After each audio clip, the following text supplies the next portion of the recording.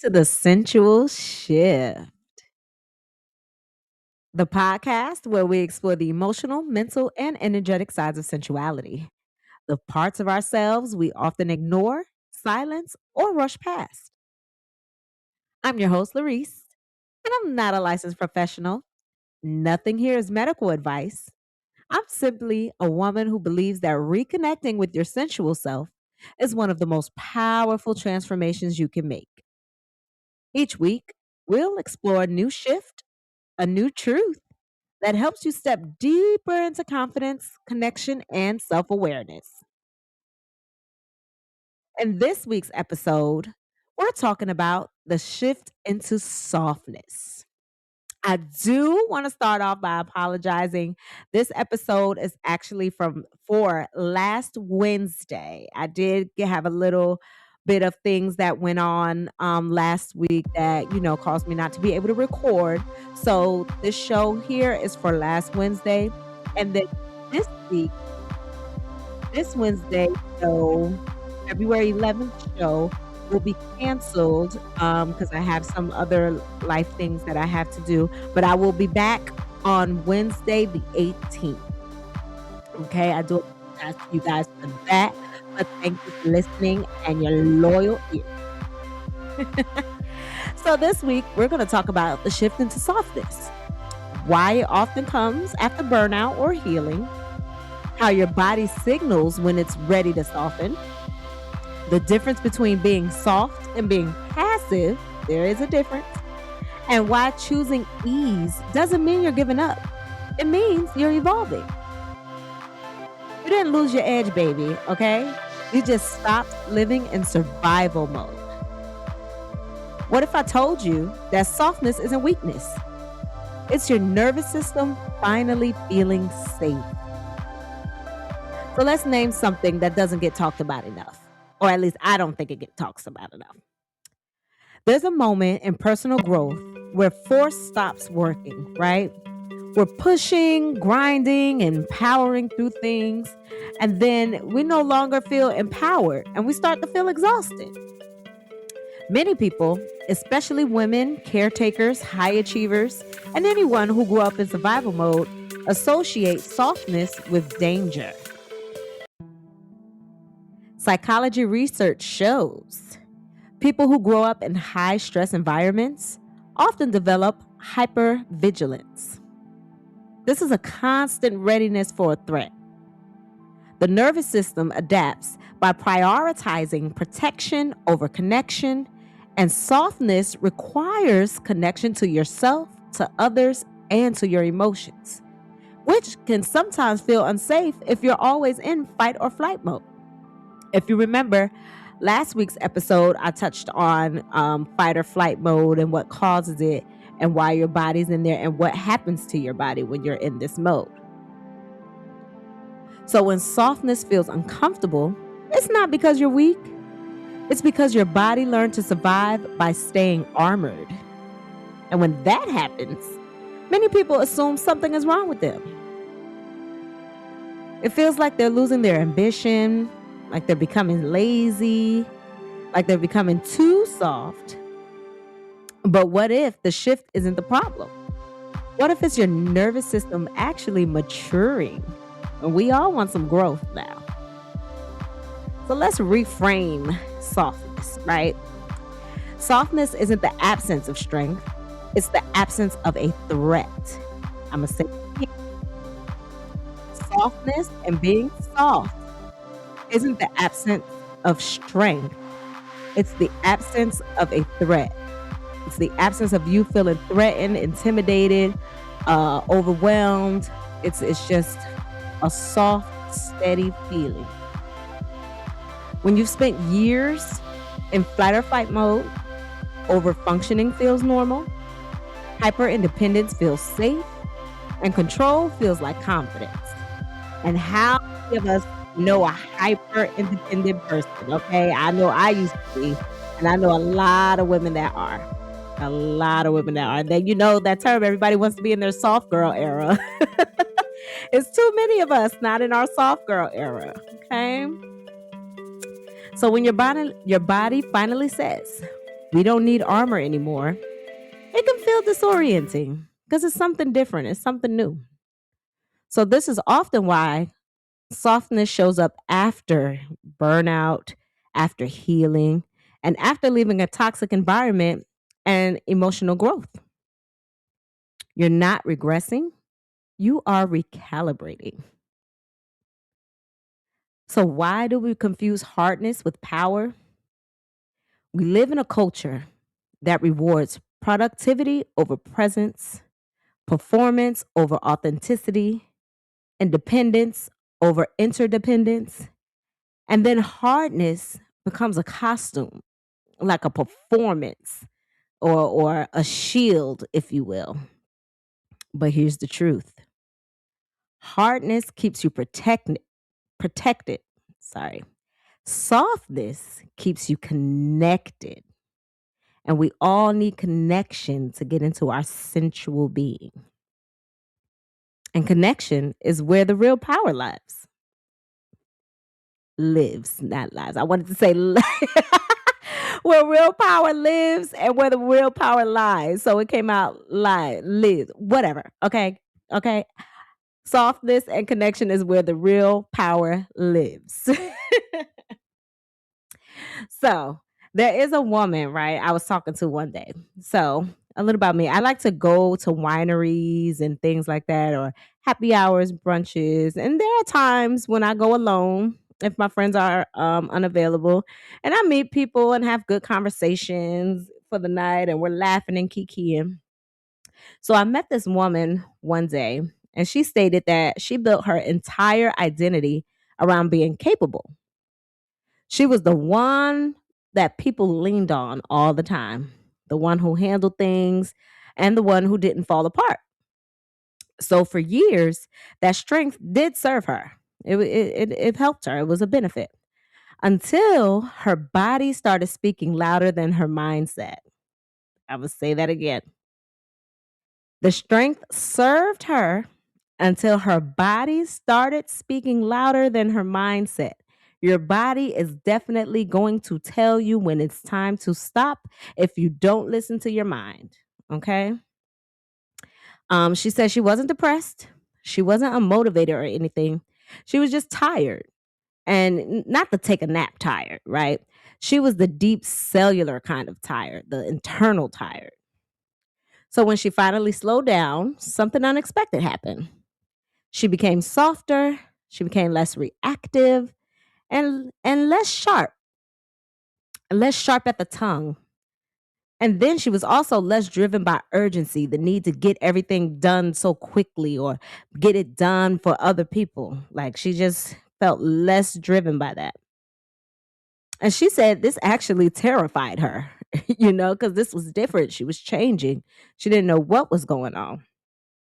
She worried that she was losing her edge and that she'd stop achieving sooner or later and that people wouldn't need her anymore. But what actually changed was this: she stopped proving her worth through endurance. Her decisions became calmer. Her boundaries were clearer. Her confidence was quieter, but still unshakable. She didn't become weaker, she became regulated. And for the first time, strength didn't cost her peace. So remember, when you take that time to slow down and be in your soft era, some things a lot of things are going to change. Okay? And trust me, change can be scary, but change is a good thing. Okay? So what this lady experienced isn't rare. It's what happens when safety replaces survival. When you get out of survival mode. So here's the science. When your nervous system is regulated, you don't need urgency to take action. You don't confuse stress with motivation, and you make clearer, more intentional decisions. And who doesn't want to make clear decisions? We all sometimes make decisions in the heat of the moment, and then later on, like, why the hell did I do that? So when you're grounded with the truth and your nervous system is regulated, you basically can just think clearer. Okay. Studies on chronic stress show that long term cortisol elevation reduces cognitive flexibility, increases emotional reactivity. You're snappy all the time, like you're short tempered. You go from 0 to 100. It decreases creativity and long term planning. And then softness often arrives when cortisol drops. So you got to relax a little bit. When the body realizes it doesn't need to stay on high alert, that's not weakness, that's efficiency. So let's clear this up for a moment. Soft does not equal passive. Soft does not equal people pleasing, because people will try to screw it up and try to tell you, oh, you're a people pleaser, or you're a bad. No, softness doesn't equal that. Softness doesn't equal no boundaries either. Keep your boundaries, stand on your boundaries. True softness holds boundaries without aggression. It speaks truth without sharpness, and it moves intentionally instead of reactively. It's the strength that doesn't need to announce itself. And this can benefit you in the long run. One of the benefits, it improves your emotional intelligence. Studies show that people who can regulate emotions and stay present during conflict have stronger relationships and better decision making. And baby, we all need somebody who can make decisions and not fall under pressure. And we all need that person to be ourselves as well. Okay. Another benefit is softness reduces stress. When you soften your breath, your shoulders, your jaw, you activate the parasympathetic nervous system, which lowers cortisol. I might have chopped that word up. Okay, no, that's parasympathetic nervous system. Okay, bear with me here with these big old scientific terms. So, when you soften your breath, your shoulders, and your jaw, you activate the parasympathetic nervous system, which lowers cortisol. Softness also increases connection. Humans are wired for co regulation. So when you soften, others soften. And then that creates safety. And my favorite, softness also enhances intimacy. Not just romantic intimacy, but self intimacy. Softness lets you hear your needs instead of overriding them. So, how do we shift into softness without feeling weak, you ask? Mhm. So, we're going to start with the body. Here I go. I have my little small practices for you. Remember, start small. Okay. I want you to try unclenching your jaw. Okay. Then lower your shoulders and place your hand on your chest or your thighs and slow your breath. We're going to do this together. Unclench your jaw, lower your shoulders, and place your hand across your chest or on your thighs and slow your breath.